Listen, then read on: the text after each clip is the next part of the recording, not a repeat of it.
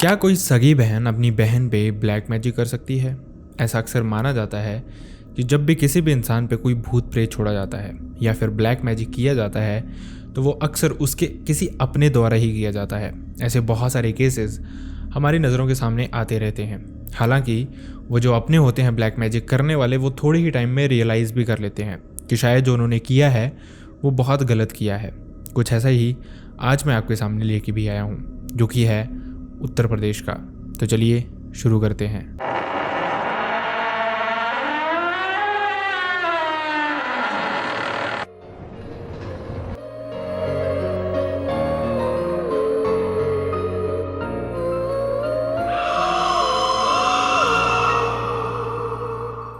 Hi and welcome back everyone. First of all thank you so much हमारी videos पे इतना प्यार देने के लिए, एंड आई रियली होप आपका प्यार इसी तरह से बना रहेगा और हमारी वीडियोस भी इसी तरह से आती रहेंगी। अब बढ़ते हैं इंसिडेंट की तरफ। ये इंसिडेंट है उत्तर प्रदेश की एक फैमिली का।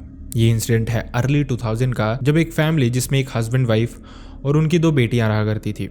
एक बेटी का नाम था उषा, जो कि बड़ी बेटी थी, और दूसरी बेटी का नाम था सपना, जो कि छोटी बेटी थी। ये जो फैमिली थी ये फाइनेंशियली इतनी ज़्यादा स्ट्रांग नहीं थी, जिस वजह से ये पिता चाहता था कि इसकी दोनों बेटियों की शादी जल्दी से जल्दी हो जाए जैसे ही उनकी एजुकेशन पूरी होती है, क्वालिफिकेशन पूरी होती है। इन दोनों बेटियों की स्कूलिंग कंप्लीट होती है और जैसे ही शादी की उम्र होती है दोनों के लिए वो लड़का ढूंढना शुरू कर देते हैं। दोनों की जो उम्र में डिफरेंस था वो सिर्फ 1 साल का था। धीरे धीरे दोनों के लिए रिश्ते मिलना शुरू हो जाते हैं। फाइनेंशियली ये इतने ज़्यादा स्ट्रॉन्ग नहीं थे, लेकिन दूसरी तरफ ये दोनों बेटियां उषा और सपना देखने में बहुत खूबसूरत थी। देखते देखते दोनों की शादी भी फिक्स हो जाती है, और जो शादी में गैप था वो सिर्फ और सिर्फ 6 महीने का था। मतलब 6 महीने के अंदर अंदर दोनों की ही शादी हो जाती है। 6 महीने पहले उषा की और 6 महीने बाद सपना की। अब इसके बाद ये जो इनका पिता था ये अपनी रिस्पॉन्सिबिलिटीज से फ्री हो गया था। घर का खर्चा अब चलाना इनके लिए नॉर्मल हो गया था। वहीं दोनों बेटियां भी अच्छे घर में शादी करके जा चुकी थी। जिसके बाद जो उषा की फैमिली थी, यानी कि जो उषा का हस्बैंड था, वो अपनी फैमिली का इकलौता बेटा था। ना उसकी कोई बहन थी, ना उसका कोई भाई था, और ऊपर से उनकी प्रॉपर्टी बहुत ही ज़्यादा थी। मतलब जो उनका गांव था यूपी में, वहाँ की मैक्सिमम प्रॉपर्टी उन्हीं की थी। उन्हीं से लोगों ने खरीदी भी हुई थी, और इसके अलावा जो बची हुई थी वो भी मैक्सिमम उन्हीं की प्रॉपर्टी थी। गाँव में इनकी बहुत ही ज़्यादा इज्जत थी। इसके अलावा भी हर एक इंसान उनको रिस्पेक्ट की नज़र से देखता था। हर तरह से फुलफिल्ड थी वो फैमिली। वहीं दूसरी तरफ जहाँ सपना की शादी हुई थी वो भी फाइनेंशियली काफ़ी अच्छे थे, लेकिन इतने नहीं जितनी उषा की फैमिली थी। खैर इसके बाद धीरे धीरे वक्त बीतना शुरू होता है, लेकिन जो सपना थी उसके दिल में थोड़ा सा हेटरेड आना शुरू हो जाता उषा के लिए। उसका फैमिली बैकग्राउंड देख के, उसकी फैमिली देख के, जिस तरह से रिस्पेक्ट उनकी गाँव में होती थी, ये सब कुछ देख के, और कहीं ना कहीं ये चीज़ें सपना के दिमाग में खटकती थी, सपना के दिल में भी खटकती थी। खैर वक्त बीतता रहता है। लगभग इन दोनों की शादी को 3 से 3.5 साल हो गए थे, लेकिन अनफॉर्चुनेटली उषा के घर पे अभी तक किसी बच्चे ने जन्म नहीं लिया था। उस फैमिली में सिर्फ एक दुख था, और वो यही दुख था कि उनका जो इकलौता बेटा था उसके आगे संतान नहीं हो रही थी। वहीं दूसरी तरफ जो सपना थी उसके घर पे अभी तक 2 बेटों ने जन्म ले लिया था। 3 साल के अंदर उनके घर पे 2 बेटे आ गए थे, और दूसरी तरफ उषा का घर अभी भी सोना पड़ा हुआ था। धीरे धीरे यहाँ से ही सपना के दिमाग में एक चीज़ आनी शुरू होती है, एक प्लान आना शुरू होता है। वो इस चीज़ से बहुत खुश थी। वो चाहती थी कि समहाउ जो उषा है उसके घर पे संतान पैदा ना हो, और आगे जाके वो अपना ही एक बेटा उसको गोद लेने के लिए दे दे, सो दैट उसका एक बेटा वहाँ जाके अच्छे घर में पले। जो रिस्पेक्ट उनकी फैमिली को मिलती है वही रिस्पेक्ट उनका बेटा भी गेन करे वहाँ जाके। और दूसरा जो बेटा था उसको तो वो खुद ही पालना चाहती थी। वो बस थोड़े वक्त का इंतज़ार कर रही थी कि कुछ महीनों में ही वो ये प्रपोजल उषा के सामने रखेगी। देखते देखते थोड़ा टाइम और बीतता है। पिछले कुछ दिनों में सपना ने जो उषा से बातचीत करनी कम कर दी थी वो उसने फिर से बढ़ाना शुरू कर दी, यही सोच के कि वो एक प्रपोजल रखेगी और इस तरह से वो अपनी बहन की नज़रों में महान भी बन जाएगी कि उसने अपना एक बेटा उसको गोद लेने के लिए दे दिया, और दूसरी तरफ उसकी बेटे को वहाँ पे रिस्पेक्ट भी अच्छी मिलेगी। खैर कुछ महीने और सपना वेट करती है, लेकिन इससे पहले वो ये उषा को बताए, उषा की फैमिली में कुछ बहुत फॉर्चुनेट होता है, बहुत अच्छा होता है। उषा फाइनली प्रेग्नेंट हो जाती है, जिस वजह से उनकी फैमिली का ऑलमोस्ट हर एक इंसान बहुत ही ज़्यादा खुश था। इनफैक्ट जो सपना का हस्बैंड था वो भी इस चीज़ को लेकर बहुत खुश था। कोई अगर खुश नहीं था तो वो थी सिर्फ सपना, क्योंकि उसके इंटेंशंस, उसके मोटिव कुछ और थे, और शायद वो अब फेल हो रहे थे। लेकिन ये जो उसने प्लानिंग प्लॉटिंग करके रखी थी, इसकी वजह से जो हेट्रेड था उसके दिल में उषा के लिए वो और भी बढ़ना शुरू हो गया था, और इसी के चलते उसने कुछ बहुत भयानक करने का सोचा। असल में उसने प्लान कर लिया था कि वो अपनी ही बहन पे ब्लैक मैजिक करवाएगी, जिस वजह से जो उसके पेट में बच्चा है वो उस दुनिया में आने से पहले ही ख़त्म हो जाए, या फिर उसके घर पे इसके बाद भी कोई बच्चा आ ही ना सके। और इसी के चलते वो बाबाओं से, तांत्रिकों से मिलना शुरू कर देती है। धीरे धीरे वो एक तांत्रिक तक पहुंचती है जो उसको एक सोल्यूशन बताता है इस चीज़ का कि वो कुछ क्रिया करेगा जिसके बाद जो उषा का बेटा है वो उसके पेट में ही ख़त्म हो जाएगा। इनफैक्ट अगर वो जन्म ले भी लेता है तो भी वो उस दुनिया में बच नहीं पाएगा। ये सुन के सपना बहुत खुश होती है और इस चीज़ के लिए अग्री भी हो जाती है, लेकिन वो तांत्रिक सपना को बताता है कि इसके लिए उसको कुछ हेल्प चाहिए होगी सपना की। उसको उषा के पैरों की मिट्टी, उसका बाल या फिर उसका कोई कपड़ा चाहिए होगा जिससे वो कुछ ये तांत्रिक विधियां कर सके, कुछ ऐसी चीज़ बना सके जो वो उषा को खाने को दे, जिस वजह से उषा पोजेस्ड हो जाए या फिर उषा के अंदर ये चीज़ें चली जाएं जिस वजह से उसकी आगे संतान ना बढ़ पाए। यही बात सुन के सपना वापस अपने घर आ जाती है, जिसके बाद वो किसी न किसी तरह से उषा के घर जाना चाहती थी। तो उसने सोचा कि वो अपनी बहन को कॉन्ग्रेचुलेट कराएगी और इसी बहाने वो कुछ चीज़ें भी ले आएगी जो भी उस तांत्रिक ने बुलाई थी। जिसके बाद वो अपनी बहन के घर चली भी जाती है। वहाँ पहुँच के वो उसका एक बाल तोड़ लेती है और साथ ही उसके पैरों की मिट्टी भी उठा लेती है, जो लेके वो अगले ही दिन वापस अपने घर आ जाती है। दूसरी तरफ उषा को या फिर उसकी फैमिली को ये आइडिया तक नहीं था कि सपना यहाँ आके कर क्या गई है। उनके लिए सब कुछ नॉर्मल था कि एक बहन दूसरी बहन का हालचाल पूछने आई थी, उसको मुबारकबाद देने आई थी, लेकिन असल में यहाँ पे कुछ और ही हो गया था। जिसके बाद जो सपना थी वो फिर से उस तांत्रिक के पास जाती है। ये तांत्रिक इस सामान को लेके कुछ विधियाँ करता है, जिसके बाद वो एक चीज़ बना के सपना के पास देता है। वो सपना को कहता है कि ये किसी भी तरह से सफ़ेद मिठाई में मिक्स करके उसको उषा को देनी है, जिसके बाद ये चीज़ें अपना काम करना शुरू कर देगी। बस सपना ने ये सुना और सब कुछ उसके दिमाग में आ गया कि किस तरह से उसको ये सब कुछ करना है। बस वो किसी तरह से वेट कर रही थी एक अपॉर्चुनिटी का कि किसी ना किसी तरह से उसका चक्कर लगे उषा के पास, या फिर कुछ ऐसा हो जाए कि उषा उसको कहीं ना कहीं मिल जाए। थोड़ा टाइम और बीतता है। वो नहीं चाहती थी एकदम से उषा के घर पे जाना, जिस वजह से उनके दिमाग में डाउट आ जाए। इसी के चलते सपना एक मौके की तलाश में थी और ये मौका उसको कोई और नहीं बल्कि उषा खुद ही दे देती है। असल में जो उषा का हस्बैंड था वो कहीं बाहर जा रहा था कुछ दिन के लिए, जिसके चलते वो भी प्रेग्नेंट थी तो अपना ध्यान खुद से नहीं रख सकती थी। तो वो अपनी बहन सपना को घर पे बुला लेती है कि थोड़े दिन वो उसके घर पे रुके उसके साथ और उसका ध्यान भी रखे, और जैसे ही उसका हस्बैंड वापस आ जाएगा वो वापस आ सकती है। सपना को ये सुनने की ही देरी थी, क्योंकि वो तो एक अपॉर्चुनिटी का वेट कर रही थी। वो तो चाहती थी कि कब उसके पास ये मौका आए, और फाइनली उसके पास ये मौका आ गया था। सपना ने जाते जाते ही सफ़ेद मिठाई ले ली और उसमें उसने ये चीज़ें मिक्स कर दी जो भी उस तांत्रिक ने उसको दी थी, और वहाँ जाते ही उसने सबसे पहले ये उषा को ऑफ़र की।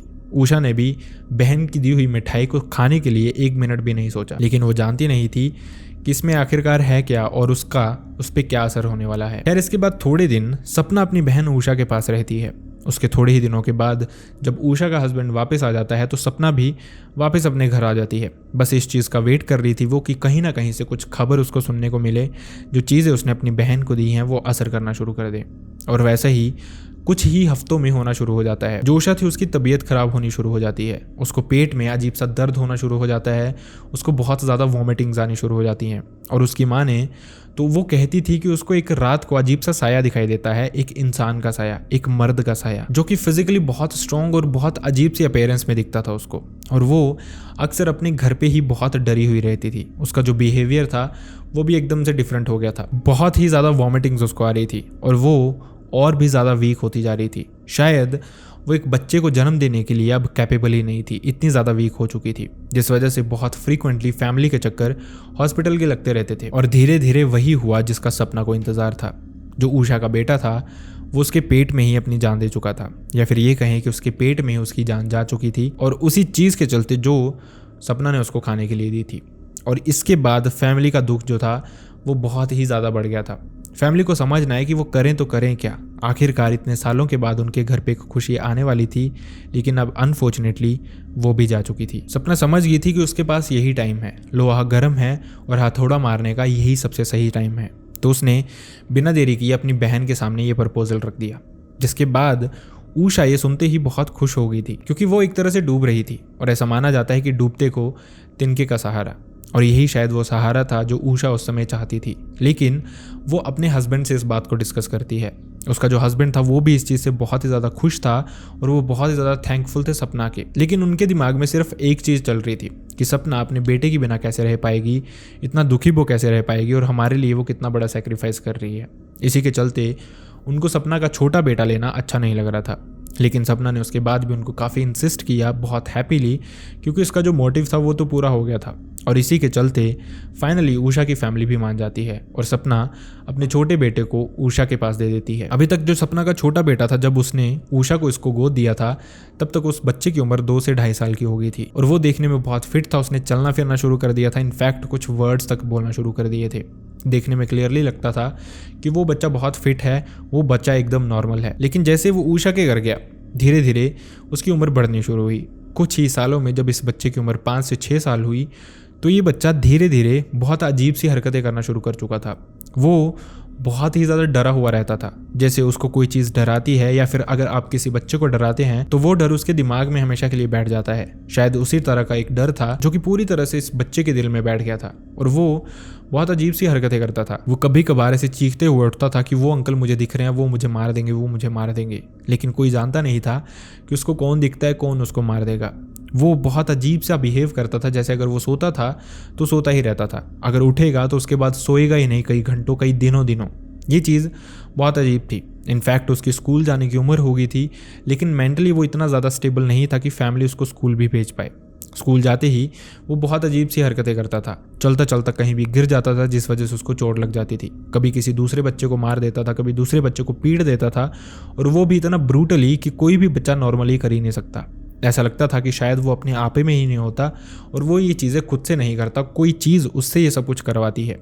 लेकिन आखिरकार ये क्या चीज़ थी, किसी को आइडिया ही नहीं था। जैसे जैसे इस बच्चे की उम्र बढ़ती जा रही थी वैसे वैसे इसकी मेंटल अनस्टेबिलिटी भी बढ़ती जा रही थी। मतलब ये कभी भी चीखना शुरू कर देता था, कभी भी चिल्लाना शुरू कर देता था और हमेशा यही कहता था वो मुझे मार देगा, वो मुझे मार देगा। इनफैक्ट ये उषा को, उसके हस्बैंड को भी मारना पीटना शुरू कर देता था बिना किसी रीज़न के ही। और ये जो मारना पीटना होता था ये मजाक वाला नहीं होता था, बल्कि बहुत ही ज़्यादा सीरियस वे में होता था। फैमिली इस सब के चलते और भी ज़्यादा दुख में थी। उषा एक पहले भी चांस देख चुकी थी जो कि बच्चा पैदा होने से पहले इस दुनिया से चला गया था, जिसके बाद उन्होंने ये बच्चा गोद लिया था। लेकिन इसकी परवरिश वो बहुत अच्छे से कर रहे थे अपने वे में। लेकिन दूसरी तरफ उसकी जो मेंटल इंस्टेबिलिटी थी वो बढ़ती जा रही थी। वो जानते नहीं थे कि आखिरकार इस सब का रीज़न क्या है और ये हो क्यों रहा है। दूसरी तरफ जब सपना को इस बारे में पता चला तो उषा से ज़्यादा सपना इस चीज़ के चलते दुखी थी, क्योंकि वो उसका अपना बेटा था और कहीं ना कहीं उसके दिमाग में चीज़ें आनी शुरू हो गई थी कि जो उसने ब्लैक मैजिक अपनी बहन पे किया था शायद वही रिफ्लेक्ट होके उसके इस बेटे पे भी आ रहा है। 2012-13 के आते आते जैसे जैसे इस बच्चे की उम्र बढ़ती जा रही थी, लगभग 10 से 11 साल की इस बच्चे की उम्र थी और तब तक ये जो पोजेशन था ये इसमें भी क्लियरली दिखना शुरू हो गया था। मतलब इसको स्लीप पैरालिसिस की प्रॉब्लम होनी शुरू हो गई थी, स्लीप वॉकिंग की प्रॉब्लम होनी शुरू हो गई थी। सोए सोए ये वही बड़बड़ाता रहता था कि मुझे उससे बचाओ, वो मुझे मार देगा, वो मुझे मार देगा, वो मुझे डरा रहा है। और इसके अलावा वो अपने मॉम डैड के बीच में सो रहा होता था। लेकिन कभी कभार जब उषा की उसके हस्बैंड की नींद खुलती थी तो वो देखते थे उनका दरवाज़ा खुला होता था और उनका बेटा उनके साथ होता ही नहीं था। वो ऐसे ही रातों में अक्सर बाहर घूमने चला जाया करता था और वो भी अपने होश में नहीं होता था। ये जो चीज़ थी ये फैमिली को समझ नहीं आ रही थी। उसकी फैमिली ने, यानी कि उषा और उसके हस्बैंड ने, उसको हर मंदिर, हर जगह घुमाना शुरू कर दिया जहाँ पे भी उनको लगता था कि शायद इसका सोल्यूशन हो सकता है। लेकिन दूसरी तरफ ऐसा लग रहा था शायद इस चीज़ का कोई सोल्यूशन है ही नहीं, ये हमेशा बच्चा ऐसे ही रहने वाला है। वो जानते भी नहीं थे कि आखिरकार उन्होंने ऐसा क्या किया है, कौन सा पाप किया जिस वजह से उनको ये सब कुछ भुगतना पड़ रहा है। लेकिन असल में इसका रीज़न कोई और नहीं बल्कि उसी की अपनी सगी बहन सपना थी। अब तक सपना भी ये सब कुछ समझ चुकी थी कि आखिरकार ये सारा मैटर है क्या और क्यों ये हो रहा है, जिसके चलते उसने उसी तांत्रिक को ढूंढना शुरू कर दिया जिससे उसने ये सारी की सारी विधियां करवाई थी। बहुत मुशक्क़तें करने के बाद फाइनली वो उस तांत्रिक तक पहुंचती है और उसको ये सब कुछ बताती है कि इस तरह से चीज़ें हुई पिछले कुछ सालों में और उसने अपना ही बेटा गोद दे दिया जो उसका मेन मोटिव था। वहीं जो दूसरा तांत्रिक था उसने उसको सब कुछ बताया कि आखिरकार ये सब कुछ हुआ क्या था।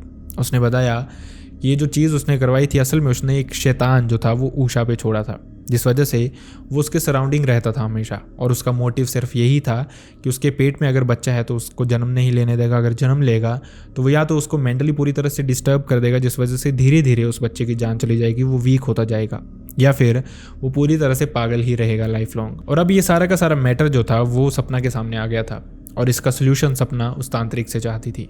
उस तांत्रिक ने बताया कि सोल्यूशन सिर्फ एक है, एक विधि करनी पड़ेगी, और उस विधि के लिए उषा को वहाँ पे होना ज़रूरी था। और ये मैटर अब इतना भयानक हो चुका था कि वो जानती नहीं थी कि उषा को वो उस तांत्रिक तक कैसे पहुँचाएगी। खैर, धीरे धीरे वो वापस अपने घर चली जाती है और यही सोचती रहती है कि किस तरह से वो कुछ प्लानिंग कर सकती है, कुछ प्लॉटिंग कर सकती है और उषा को इस तांत्रिक के पास लेके जा सकती है। इतने में ही उषा के घर पे चीज़ें और बढ़ती जा रही थी। जो उसका बेटा था वो और भी ज़्यादा वीक होता जा रहा था, और वहीं दूसरी तरफ उषा के साथ भी चीज़ें होनी शुरू हो गई थी। उसको फिर से वही शैडो दिखनी शुरू हो गई थी। वही उसी तरह से उसको ऐसा लगता था कि किसी ना किसी चीज़ की प्रेजेंस है उनके घर के सराउंडिंग। एक नेगेटिविटी सी, रात को किसी के चलने की आवाज़, घूमने की आवाज़, या फिर कोई आपके सराउंडिंग से पास करे, इन चीज़ों की आवाज़, ये प्रेजेंस उसको बहुत क्लियरली फील होती थी। वो समझ चुकी थी कि किसी तरह का भूत प्रेत का साया, ब्लैक मैजिक कुछ उनके घर पे हुआ है। और अब तक जो सपना थी उसने भी एक प्लानिंग कर ली थी। उसने उषा को बताया कि वो एक तांत्रिक को जानती है, वो चाहती है कि उषा उसके पास चले, उसके पास ही उनके बेटे का इलाज हो सकता है, या फिर ये जो तंत्र क्रियाएं उन पे हुई हैं उसका सोल्यूशन किया जा सकता है। उषा ने भी बिल्कुल भी देरी नहीं लगाई, वो सपना के साथ चलने के लिए रेडी हो गई। सपना ने तांत्रिक से पहले से ही बात की थी और सपना उषा को लेके इस तांत्रिक के पास पहुंची। तांत्रिक ने भी बातें घुमा के उषा तक पहुंचाई। उसने बताया कि उन पे किसी ने ब्लैक मैजिक किया है, जिस वजह से या तो उसके घर पे संतान होगी नहीं, या तो अगर होगी तो वो इसी तरह से मेंटली डिस्टर्ब्ड रहेगी। उसने ये नहीं बताया कि ये सब कुछ जो किया था वो उसी तांत्रिक ने किया था और सपना के ही कहने पे किया था। असल में जो उन्होंने खुद एक तंत्र क्रिया की थी उसी का सोल्यूशन वो उषा पे करने वाले थे, लेकिन उषा बेचारी जानती नहीं थी कि जहाँ वो इलाज करवाने आई है असल में बीमारी भी वहीं से आई थी। इसी के चलते वो तांत्रिक उषा को कुछ चीज़ें बताता है, सपना को कुछ चीज़ें बताता है, और एक दिन बताता है कि इस दिन आके हम ये तंत्र क्रिया पूरी करेंगे। उषा भी काफ़ी खुश थी कि शायद अब इनके बेटी की जान बच जाएगी। धीरे धीरे ये टाइम आता है, ये दिन आता है इनफैक्ट, जिसमें उषा और सपना दोनों ही इस तांत्रिक के पास जाती हैं। पीछे से जो उनका बेटा था उसकी तबीयत और ख़राब हो गई थी और भी ज़्यादा वीक हो गया था। ये जो तांत्रिक था इसने ये क्रिया करना शुरू किया। उषा को वहीं बैठाया, सपना को वहीं बैठाया, और ये क्रिया चल ही रही थी। ये सब कुछ होता है और ये तांत्रिक कहता है कि अब सब ठीक रहेगा, तुम घर जा सकते हो। ये सुन के उषा भी खुश थी और सपना भी खुश थी। दोनों के लिए खुशी का रीज़न था। हालांकि दोनों की खुशी का रीज़न अलग अलग था, लेकिन समहाउ ये जो सोल्यूशन हुआ था ये दोनों को ही अच्छा लग रहा था। लेकिन इनको पता भी नहीं था कि पीछे से इनके घर पे क्या हो गया था। जैसे ही ये अपने घर पे वापस पहुंची, इन्होंने देखा कि जो उनका बेटा था, मतलब जो उषा ने गोद लिया था सपना का बेटा, उसकी जान जा चुकी थी और वो देखने में बहुत पेल लग रहा था, बहुत ही ज़्यादा वीक लग रहा था। किसी को नहीं पता था कि वो कैसे मरा, क्या उसके साथ हुआ, लेकिन अंदर से सिर्फ और सिर्फ सपना जानती थी कि आखिरकार इस सब का रीज़न क्या है। इसका रीज़न कोई और नहीं बल्कि सपना खुद ही थी। जो भी चीज़ जिससे भी उन्होंने उषा को पोजेस किया था वो चीज़ जाते जाते भी उसके बेटे की जान लेके चली गई थी। जिसके बाद उषा तो ठीक होगी, उन्होंने एक बच्चा इसके बाद गोद भी लिया, सब कुछ उनके घर पे नॉर्मल ही रहा। लेकिन जिस चीज़ की शुरुआत सपना से हुई थी उसका खात्मा भी सपना की बुराई के साथ ही हुआ। इसलिए माना भी जाता है कि इस तरह की कोई भी चीज़ अगर आप करने की सोचते हैं, इस तरह की कोई भी चीज़ अगर आप अपने दिमाग में भी सोचते हैं तो वो कहीं ना कहीं आपके लिए ही हार्मफुल होती है। अभी नहीं तो थोड़े टाइम बाद जाके ही, लेकिन आपको पता चलेगा कि ये इफेक्ट जो इस चीज़ का बुरा डला है वो आप पे ही डला है। आई रियली होप आपको ये वीडियो पसंद आया हो, एंड आई रियली होप आपको इस इंसिडेंट से कुछ सीखने को भी मिला हो। अगर वीडियो पसंद आया तो वीडियो को लाइक करना ना भूलें, चैनल को सब्सक्राइब करना ना भूलें। एंड अनफॉर्चुनेटली मैं चाहता नहीं किसी के साथ भी ऐसा कोई भी इंसिडेंट हुआ हो, लेकिन अगर आपके साथ, आपके किसी रिलेटिव, आपके किसी नोन के साथ ऐसा कोई भी इंसिडेंट हुआ है जो आप चाहते हैं मैं यहाँ पे नरेट करूँ, लोगों तक पहुँचाऊँ, जिससे लोगों को कुछ सीखने का मौका मिले, तो आप मेरी मेल ID या फिर इंस्टाग्राम पे मुझसे शेयर कर सकते हैं। दोनों का लिंक आपको मेरे डिस्क्रिप्शन बॉक्स में मिल जाएगा। So see you next time in next video. Bye bye.